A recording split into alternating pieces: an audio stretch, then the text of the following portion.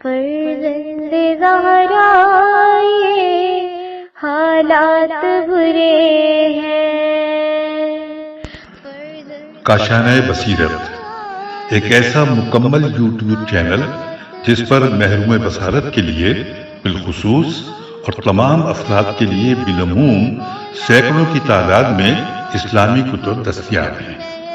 لہذا گزارش ہے کہ آپ اپنی ذمہ داری نبھاتے ہوئے کاشانہ بصیرت کو سبسکرائب کرنے کے ساتھ ساتھ بیل آئیکن کو پریس کیجئے تاکہ آپ علم کے حصول کے ساتھ ساتھ مذہب اہل بیت کی اشاعت میں بھی اہم کردار ادا کرتے رہیں۔ کاشانہ بصیرت۔ فرزند زہرا یہ حالات برے ہیں۔ نہایت محترم اور قابل قدر سامعین، الکوثر فی تفسیر القرآن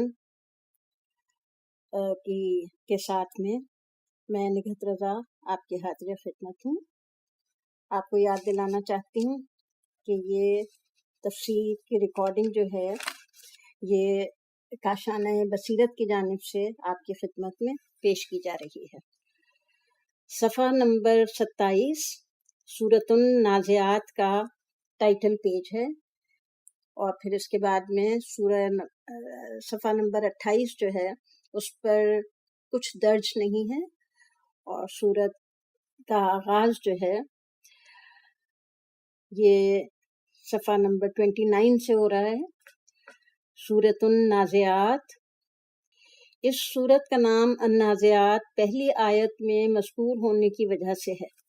آیت کی تعداد کوفی قرأت کے مطابق 46 اور دوسری قرأتوں کے مطابق 45 ہے۔ مضمون، اس صورت میں بھی قیامت اور آخرت کے موضوع پر زیادہ توجہ دلائی گئی ہے، اور اس بات پر کائناتی نظام خلقت سے استدلال کیا گیا ہے۔ سورہ مکی میں مسئلہ قیامت کو زیادہ موضوع گفتگو قرار دیا گیا ہے، کیونکہ ایک تو تصور قیامت ہی انسان کی زندگی اور کائنات کے وجود کو معقولیت ملتی ہے، ورنہ پورا وجود عبث اور لغو ہو جاتا ہے۔ دوسری بات یہ ہے کہ مشرکین اس اہم ترین اور تقدیر ساز عقیدے کے منکر تھے۔ ان دو باتوں کی وجہ سے موضوع قیامت کو قرآن نے سب سے زیادہ تاکید اور وضاحت کے ساتھ بیان کیا ہے۔ بسم اللہ الرحمن الرحیم، والنازعات غرقا والناشطات نشطا والسابحات سبحا فالسابقات سبقا فالمدبرات امرا۔ قسم ہے ان فرشتوں کی جو گھس کر کھینچ لیتے ہیں اور آسانی سے نکال لیتے ہیں اور تیزی سے لپکتے ہیں، پھر حکم کی بجاوری میں خود سبقت لے جاتے ہیں، پھر امر کی تدبیر کرنے والے ہیں۔ تفسیر آیات، زیادہ قریب واقع موقف یہ ہے کہ مذکورہ آیات میں ذکر شدہ 5 اوصاف ملائکہ کے ہیں۔ چونکہ 5ویں کا تعلق ملائکہ سے زیادہ مناسب بلکہ متعین ہے، لہذا باقی اوصاف بھی ملائکہ ہی کے ہو سکتے ہیں۔ کہتے ہیں الف اور تا کے ساتھ فرشتوں کے لیے جمع مؤنث نہیں بنائی جاتی، کیونکہ یہ مشرکین کا شعار ہے۔ ان الذین لا یؤمنون بالآخرۃ لیسمون الملائکۃ تسمیۃ الانثی، یہ پہلا استدلال کیا گیا ہے، جس کا ترجمہ ہے، یہ استدلال جو ہے یہ سورہ نجم کی 27ویں آیت سے لیا گیا ہے، اور اس کا ترجمہ ہے جو لوگ آخرت پر یقین نہیں رکھتے وہ فرشتوں کے نام لڑکیوں جیسے رکھتے ہیں۔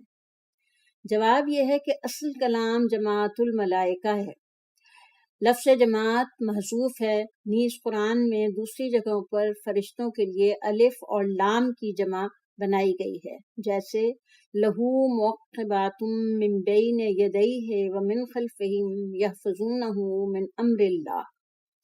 یہ دوسرا استدلال جو پیش کیا گیا ہے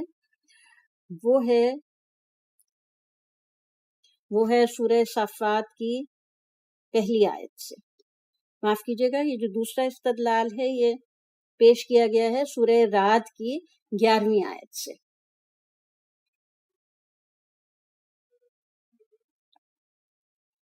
اور آیہ صافات صفن نمبر 3 میں اکثر نے کہا ہے کہ فرشتے مراد ہیں۔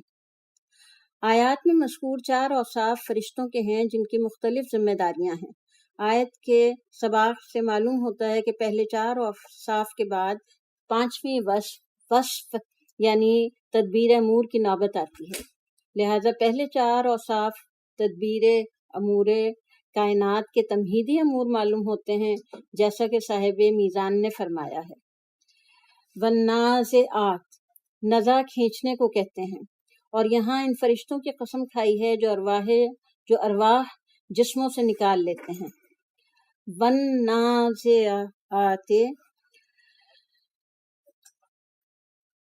والنازعات کے ساتھ نزعن کی تعبیر سے اس کھینچنے کی کیفیت معلوم ہوتی ہے، یعنی شدت سے۔ چنانچہ حضرت علی سے روایت ہے کہ یہ آیت ان فرشتوں کے بارے میں ہے جو کفار کی ارواح نکال لیتے ہیں۔ نمبر 2، والناشطات، نشط خارج ہونے کو کہتے ہیں، لہذا سور ناشط اس بیل کو کہتے ہیں جو ایک جگہ سے دوسری جگہ نکل جاتا ہے۔ النشط کھولنے کے معنی میں بھی آتا ہے۔ حضرت علی علیہ السلام سے مروی مجموع البیان کی ایک روایت کے مطابق اس آیت کی تطبیق کفار کی ارواح نکالنے والے فرشتوں پر ہے۔ نمبر 3، والسابحات، حضرت علی علیہ السلام سے روایت کے مطابق اس آیت کا تعلق ان فرشتوں سے ہے جو ارواح مومنین کو آسانی سے نکالتے ہیں۔ لفظ السبح پانی میں تیرنے کے معنوں میں اکثر استعمال ہوتا ہے۔ نمبر 4، والسابقات سبقا، ایک روایت کے مطابق حضرت علی علیہ السلام نے فرمایا ان سے مراد وہ فرشتے ہیں جو ارواح مومنین کو جنت کی طرف لے جاتے ہیں۔ یہ ایک تطبیق ہے۔ لفظی اطلاق کے مطابق اس سے مراد وہ فرشتے ہیں جو اوامر الہی کی انجام دہی میں سبقت لے جاتے ہیں۔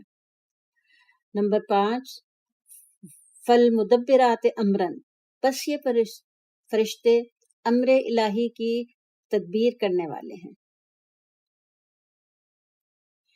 تدبیر عالم میں اللہ کے کارندے، اسباب اور فرشتے۔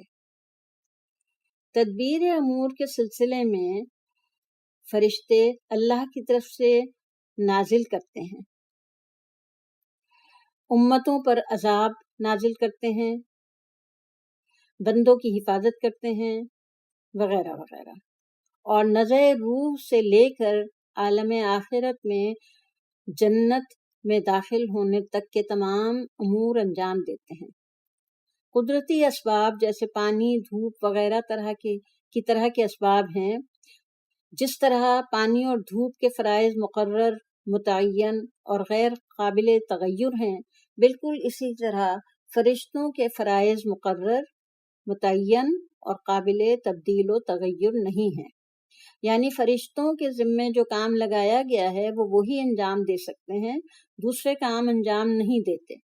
بالکل اسی طرح کے پانی کے ذمے جو کام لگایا گیا ہے وہ صرف وہی کام کر سکتا ہے، دوسرا نہیں۔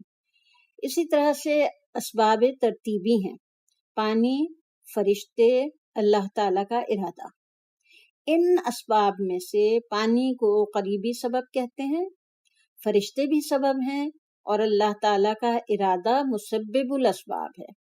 اسی ارادہ الہی سے فرشتے اور پانی اپنے اپنے مقررہ فرائض انجام دیتے ہیں۔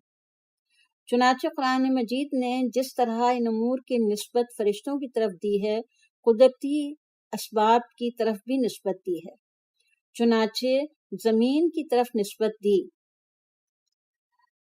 وَأَنبَتَتْ مِنْ كُلِّ زَوْجٍ بَهِيجٍ، اور مختلف اقسام کی پر رونق چیزیں اگاتی ہے۔ یہ ریفرنس آ رہا ہے ناظرین کرام، سامعین کرام، یہ ریفرنس ہے سورہ حج کی 5ویں آیت سے۔ قدرتی اسباب اور فرشتے اپنا ارادہ نہیں رکھتے، یعنی وہ اپنا مستقل ارادہ نہیں رکھتے، بلکہ 100% ارادہ الہی کے تابع ہوتے ہیں۔ جس طرح کاتب کے قلم ہاتھ میں قلم ہے، یہاں چند طولی اسباب ہیں: قلم، ہاتھ، ہاتھ انسان کا ہے، ہاتھ اور قلم انسان کے ارادے کے تابع ہیں۔ لہٰذا یہ بات ذہن نشین کر لینی چاہیے کہ قدرتی اسباب اور فرشتے اللہ تعالیٰ کے مقابلے میں استقلال نہیں رکھتے، جیسے کہ مشرکین کہتے ہیں، نہ ان کا ارادہ اپنا ہوتا ہے، بلکہ یہ کہ ان کے ہاتھ تفویض ہو چکے ہیں۔ یہی وجہ ہے کہ بعض مفسرین نے نازعات، الناشطات اور السابحات سے مراد بادل لیا ہے۔ فرشتے یا اسباب دونوں اللہ کے ارادے کے تابع ہیں۔ یوم ترجف واجفة تتبعها الرادفة، اس روز کانپنے والی کانپے گی، اس کے پیچھے دوسرا لرزہ آئے گا۔ تشریح کلمات: رجفہ شدید اضطراب کو کہتے ہیں، اور رادفہ الردف کے معنی میں ہے تابع، یعنی ہر وہ چیز جو دوسرے کے پیچھے ہو۔ تفسیر آیات یوں ہے: اس دن یعنی قیامت کے دن لرزنے والی زمین لرز جائے گی۔ ممکن ہے پہلا سور مراد ہو، جس سے پورا کرۂ ارض ایک ہموار میدان میں بدل جائے گا۔ نمبر 2، تتبعھا، اس لرزنے کے بعد دوسرا لرزہ آئے گا۔ یہ دوسرے سور کی طرف اشارہ ہو سکتا ہے، جس سے تمام اموات زندہ ہو جائیں گی۔ قلوب یومئذ واجفة ابصارها خاشعة، کچھ دل اس دن مضطرب ہوں گے، ان کی نگاہیں جھکی ہوئی ہوں گی۔ تشریح کلمات: واجفہ الوجیف کے معنی تیز رفتاری کے ہیں، اور اضطراب اور پریشانی کے معنوں میں بھی استعمال ہوتا ہے۔ تفسیر آیات: قیامت کی ہولناک صورتحال کو دیکھ کر دلوں میں اضطراب آ جائے گا، اور آنکھوں میں اس ہولناک صورت کو دیکھنے کی طاقت نہ ہوگی، اس لیے نظریں جھکی ہوئی ہوں گی۔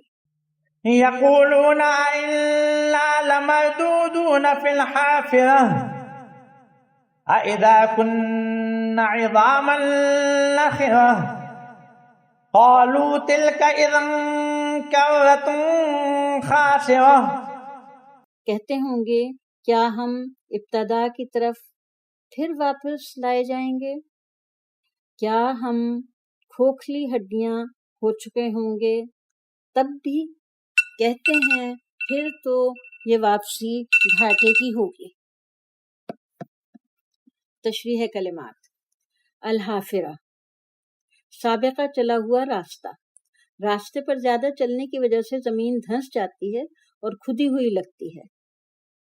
نخرہ کھوکھلی، اندر سے کھوکھلا ہونے کی وجہ سے ہوا آواز کے ساتھ گزرتی ہے، چنانچہ نجیر آواز کو کہتے ہیں۔ تفسیر آیات: نمبر 1، مشرکین قیامت کو ناممکن اور ناقابل یقین قرار دیتے ہوئے کہتے ہیں کیا جس راستے پر چل کر ہم زندگی ختم کریں گے، اسی راستے پر دوبارہ ہمیں واپس کیا جائے گا؟ اگر حافرہ قبر کے معنوں میں لے لیا جائے تو فی بمانی من لینا ہوگا۔ اس صورت میں مشرکین یہ کہنا چاہتے ہیں کہ کیا ہم ان قبروں سے پھر دنیا میں واپس کیے جائیں گے، جو ایک ناممکن بات ہے۔ نمبر 2، ایذا کننا، وہ بھی جب ہم ہڈیوں میں پھر مٹی میں بدل چکے ہوں گے۔ من یحیی العظام وہی رمیم، اس کا ترجمہ ہے ان ہڈیوں کو خاک ہونے کے بعد کون زندہ کرے گا۔ اور یہ ریفرنس جو ہے یہ آ رہا ہے سورہ یاسین کی 78 آیت سے۔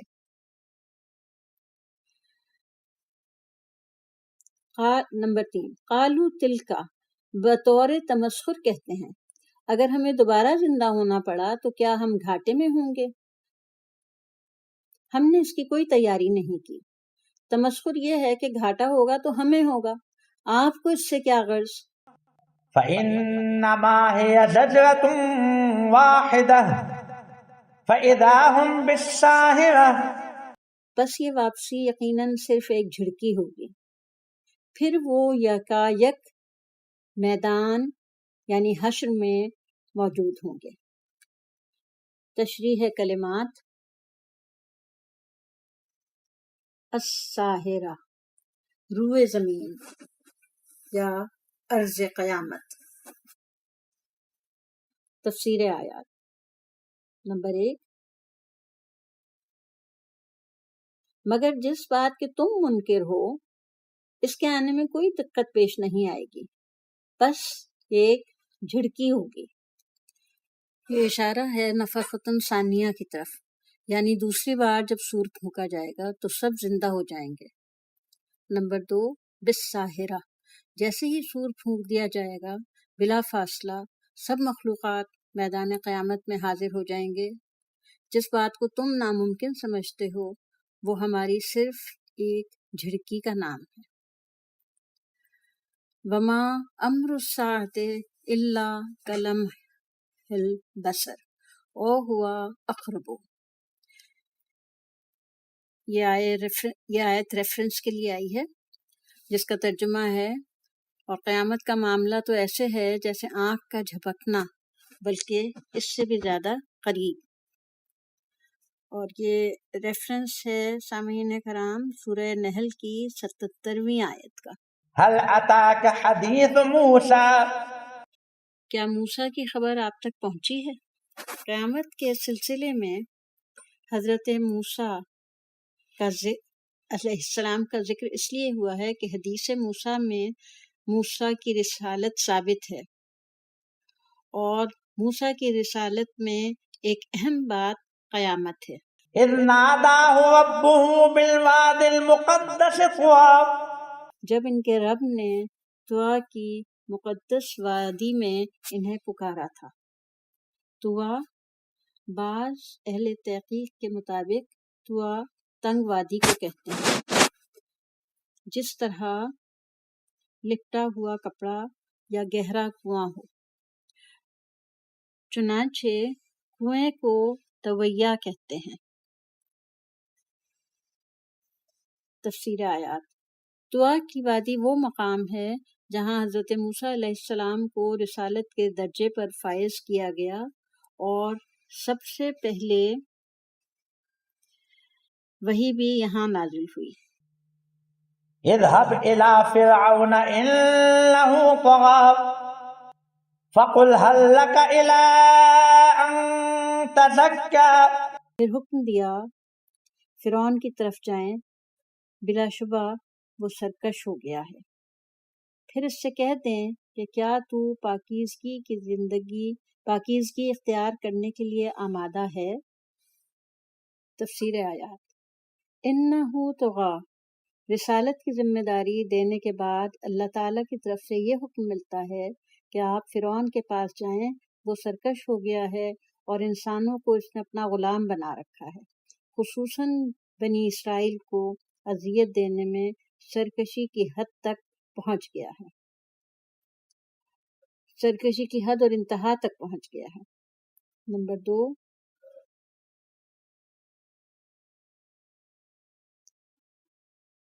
فقل حل لکا، اس سرکش سے کہہ دیں کیا اس سرکشی سے باز آنے کا کوئی راستہ ہے؟ اس سرکشی کو چھوڑ کر اپنے آپ کو پاکیزہ کرنے کا راستہ تو موجود ہے، لیکن تجھ میں آمادگی ہے یا نہیں؟ وَأَهْدِيَكَ إِلَىٰ رَبِّكَ فَتَخْشَىٰ، اور میں تیرے رب کی طرف تیری رہنمائی کر دوں گا تاکہ تو خوف کرے۔ تفسیر آیات: اگر تم طغیانی اور سرکشی کو چھوڑ دو تو لائق ہدایت ہو جاؤ گے، اور ہدایت ملنے پر اللہ تعالی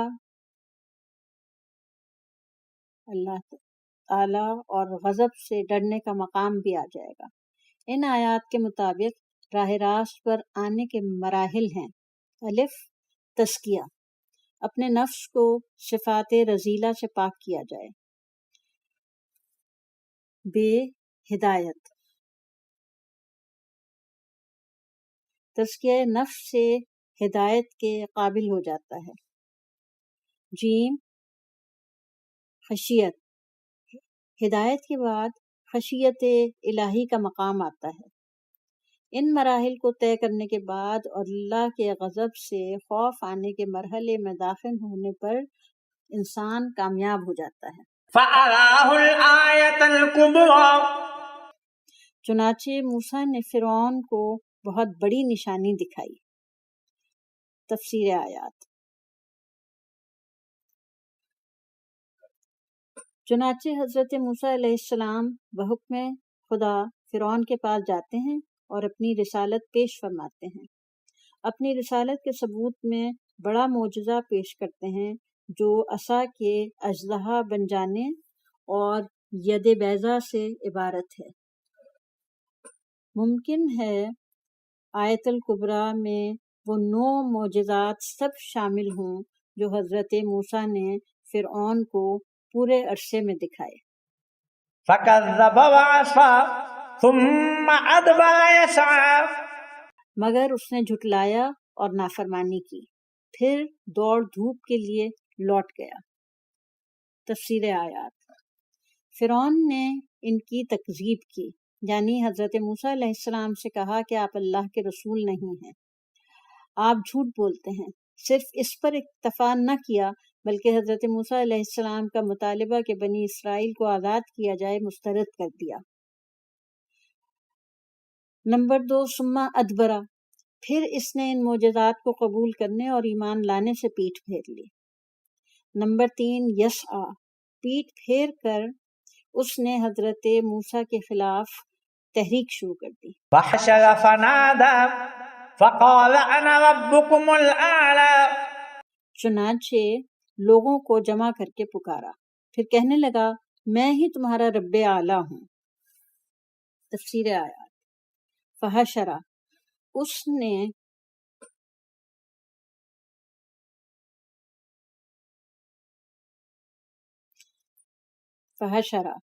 نے حضرت موسیٰ علیہ السلام کے خلاف اپنے کاہنوں کو جمع کیا، چنانچہ اس کا ذکر ہے سورہ شورى آیت نمبر 36 میں۔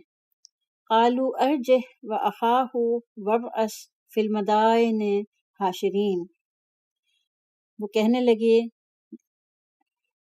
اسے اور اس کے بھائی کو مہلت دو اور شہر میں ہر کارے کو بھیج دو۔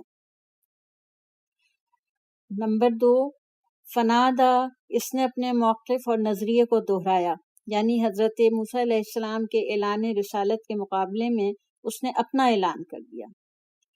مصریوں کے عقیدے کے مطابق سورج اقتدار کا معبود ہے اور بادشاہ سورج کا نمائندہ اور بیٹا ہوتا ہے۔ اس طرح فرعون اپنے آپ کو ان کے معبود کے ساتھ منسلک کرتا تھا۔ فَأَخَذَهُ اللَّهُ نَكَالَ الْآخِرَةِ وَالْأُولَىٰ، پس اللہ نے اسے آخرت اور دنیا کے عذاب میں پکڑ لیا۔ تفسیر آیات: فرعون کی بڑی گستاخی کی سزا اللہ نے اسے آخرت میں جہنم کے عذاب اور دنیا میں غرق آب کے عذاب سے دی۔ سمندر میں اسے غرق کر کے دنیا کو بتا دیا کہ یہ معبود یا رب کا فرزند نہیں ہے۔ سامعین محترم، اس کے ساتھ اجازت دیجیے۔ خدا حافظ و ناصر۔